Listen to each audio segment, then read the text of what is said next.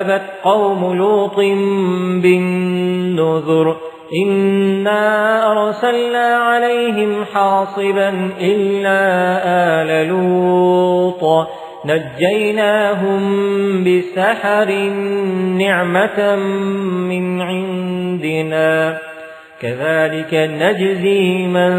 شكر ولقد أنذرهم بطشتنا فتماروا بالنذر ولقد راودوه عن ضيفه فطمسنا أعينهم فذوقوا عذابي ونذر ولقد صبحهم بكرة عذاب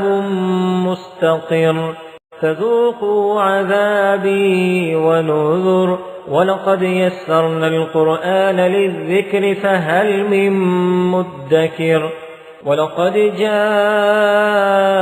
آل